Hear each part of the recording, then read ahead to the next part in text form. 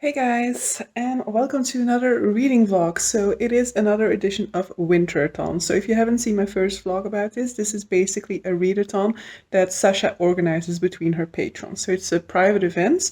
And so if you have checked out Sasha's channel before and you really love her content, then I definitely highly encourage you to join her Patreon, because this is just a really nice patron initiative to have this sort of like small, low-key readathon where you are participating with a very limited amount of people, and so you really get to know one another a lot better. But so this edition is going to be cozy edition. I'm not necessarily reading anything cozy, though I'll go into that a little bit. But that's not fully accurate neither. But I am going to be like sat down on my sofa. But I'm gonna be sat down on my sofa with a nice little blanket with my cats to keep me warm. Gonna be drinking some coffee and some like hot chocolate and things like that. I'm gonna try and make myself as cozy as possible. But aside from that, it is also partly going to be cozy because where is the book? My cat was hiding it. Because I will be taking the opportunity to reread Starsight. So I do think that rereads are cozy reads. There's a reason why you're rereading it usually, and that's because you really enjoyed it the first time. And so that's definitely the case with Starsight. I am preparing for the release of the third book within the series, Cytonic.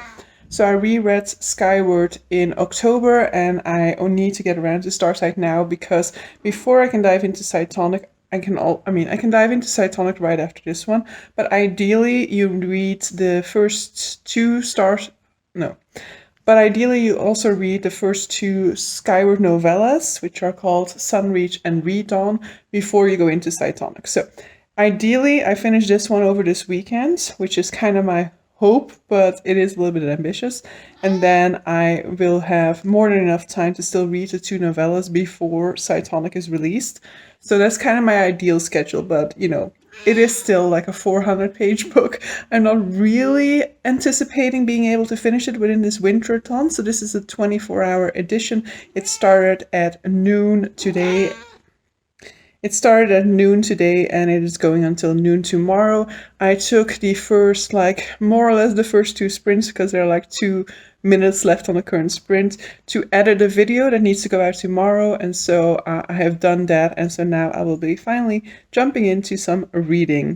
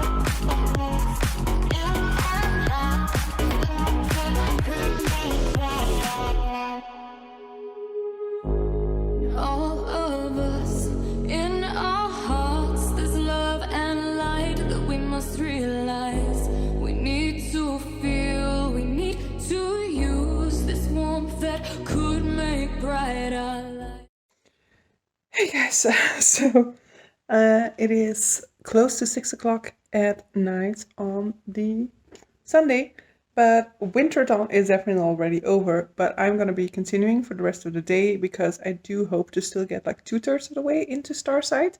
So I'm currently like past the midway point of Starsight, really enjoying my reread of it so far. Knowing what to expect, I also don't feel any of these sort of like minor disappointment, or like I don't have the same sort of sense of loss that I had in the first reading because of reasons. Now, obviously this vlog has been very B-roll heavy just because it is a sequel in the series. I cannot really talk much about the book without spoiling the first one, especially with this one. So I decided to just go like B-roll heavy and to include a whole lot of quotes from this book, quotes that don't give you any sort of a hint of what's plot-wise is happening, I hope.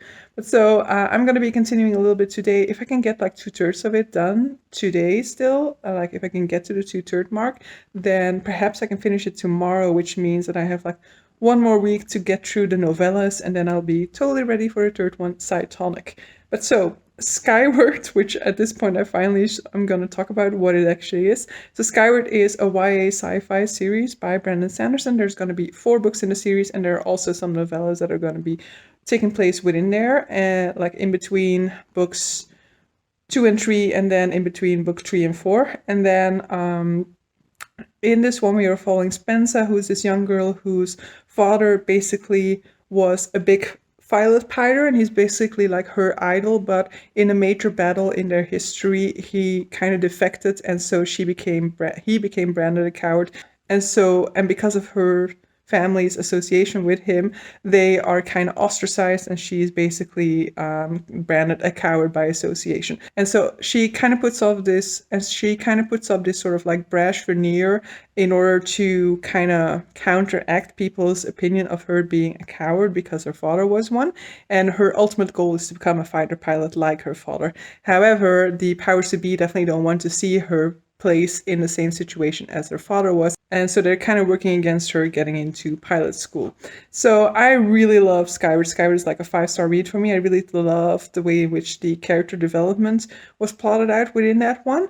And this one is definitely one that for me was a little bit of a disappointment because of the fact that it doesn't center as much on character development, and because of the fact that part of the crew that we had gotten to love in the first one is not a big key factor within the second one.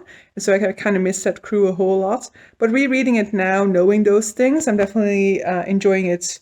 Like, I wouldn't say more, because I definitely did enjoy it as the first time as well, but because of that, I don't have those same sort of like negatives of being like, oh, but where are the other crew members? I want to see them. So that is definitely a plus in the reread experience. I'm very much enjoying some of the things that we are talking about, some of the themes within this one, or the way in which we are expanding the world within this one, and the way that we're looking at different points of view, different ways of life, different cultures is very interesting, and I'm very much enjoying that. But so that's the only thing that I'm going to be saying about Starsight within this vlog, because for the rest I will just keep it spoiler free. So I just returned from my parents. It's about time to have dinner, but I am actually still very much full. So I don't know whether I'm going to skip dinner or not. I might just eat some of the cookie dough that I created yesterday evening. But if not, I'll still have my dinner, but probably a little bit later tonight. But so I'm going to be diving into Skyward, and hopefully I can get like, I think it's pretty easy to get 2/3 of the way in. I think I only need to read about like some 30 pages more, but ideally I want to get to like page 350. So that would mean some more like 80 pages to go at this point, which I think is doable. Yesterday I read so much in this book, so who knows, maybe I can even still finish it, but I think that that is a little bit of a stretch at this point. Hey guys, it's the day after. It looks like it's like evening, but it is actually 2 o'clock in the afternoon, not even, because apparently the sun decided not to show up today, which is very annoying because I was going to film my mid-month wrap-up today, but like, there's no lights. I cannot film by natural light if there's no natural lights.